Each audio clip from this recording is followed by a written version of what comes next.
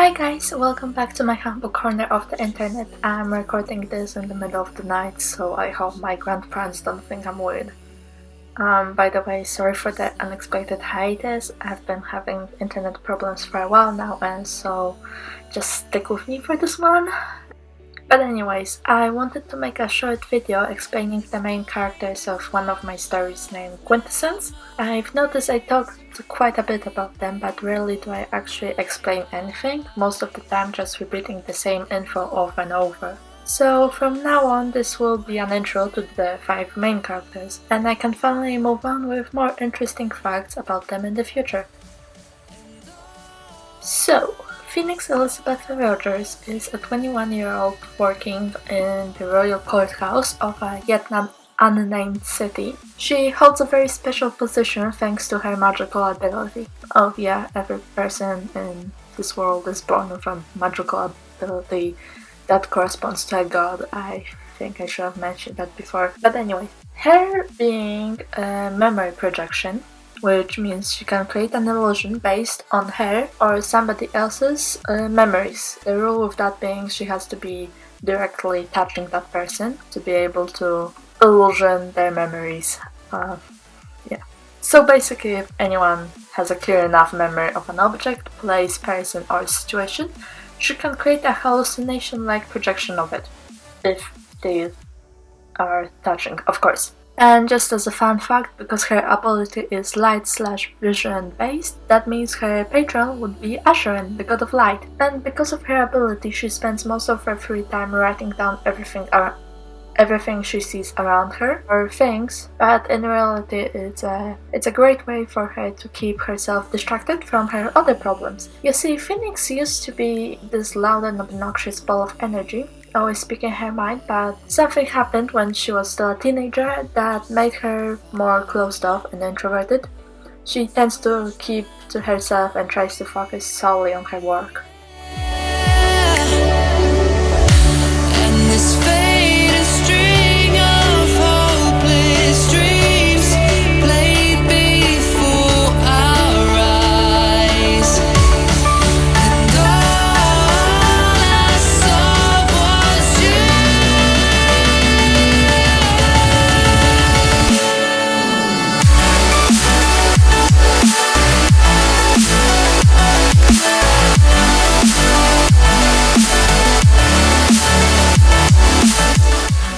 Ah yes, the token gremlin of the group, just the rowdiest of boys.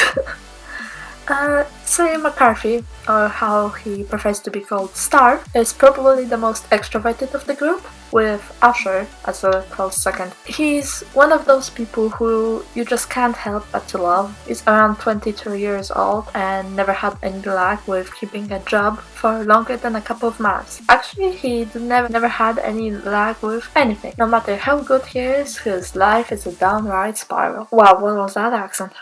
When it comes to his ability, it's something I've always struggled with describing, so let's hope this explanation makes at least a bit of sense. So imagine a 3D map of everything in a half a kilometer radius. Why did I say 5? Half a kilometer radius from you. There is no detail on the objects except their basic shapes. You can also move your vision wherever you want in that half a kilometer radius space. So basically his ability is a 3D Google map with a really bad connection, but for his vision, and turn it off. It's something he always has going on. There's a small drawing of what it would look like in the bottom corner of the drawing. Hope that helps. I'm sorry if I couldn't explain it well. Oh yeah, also his patron is Tarzai, the goddess of time and space.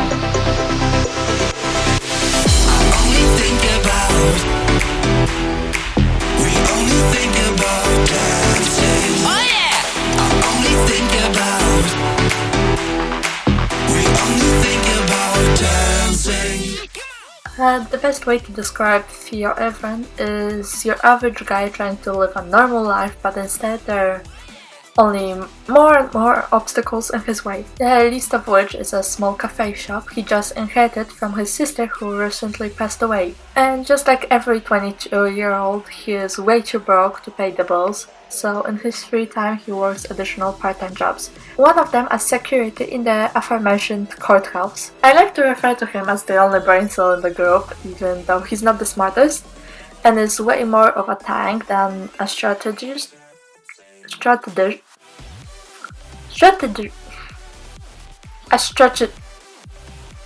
So that's a word I can't say. This word.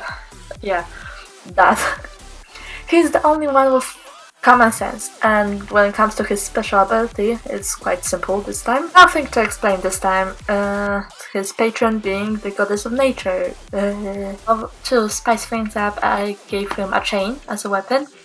I thought it was cool for it to kinda swing around the whole battlefield, being controlled by him. And it could be used as both a short and long range weapon. And also, please don't worry about the prosthetic arm in the corner, that's definitely nothing to be worried about at all.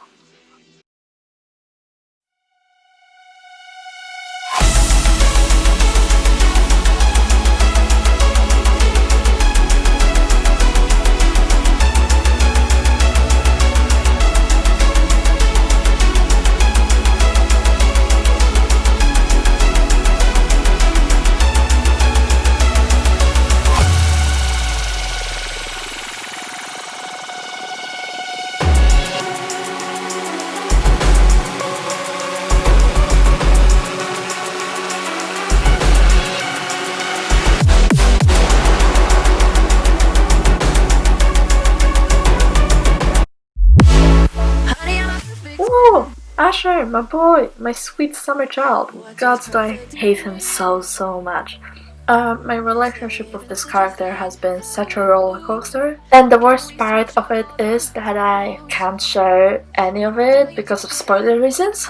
But anyways, he's a 20-something-year-old who recently cut off contact with his whole family to pursue something new in life, something bigger, more exciting, something that could make all of them jealous. His ambition is his greatest strength and also his greatest weakness. He is charismatic and always has a snappy response to everything, basically what you would want in a best friend, yet for some reason something just doesn't seem to add up about him. For instance, his ability, a simple light control one, would mean that he is most likely connected to the before mentioned God of Light, coincidentally named Usher. Reason for that is that his parents thought it was funny to name him after the god. For some reason, he doesn't have a mark of Usher in this case. A mark is basically a scar-like symbol on a person's body that signifies who's their patron. Have one. Yeah, it's a mystery for a bit, I guess. I'm so bad at this. But no, I mean, I could talk about him for hours, but I still have one very special boy to talk about, so... Ah yes, Mitchell Ann. A character near and dear to my heart and a character I love to torture unnecessarily. But I'm sure every artist/writer knows that feeling.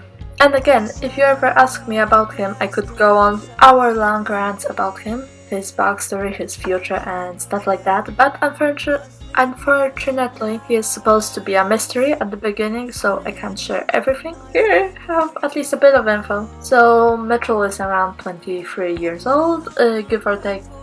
It's late, I need to sleep. His ability is called Soul Weapon, and it basically allows him to summon a glowing rapier that can cut through 95% of all materials. It may take some time though. And I haven't yet decided if his patron is the god of death, Kasmatayan, or a smaller and yet unnamed war goddess. Again, I'm so sorry. His outfit is a bit more formal than the other ones, but there is a perfectly good explanation for it that I hope you'll learn someday if I ever make this into a thing. So that will be it for this video. I hope you've enjoyed this small info dump about my children, and feel free to ask any questions about them in the comments down below. I always love talking about them. So yeah, bye!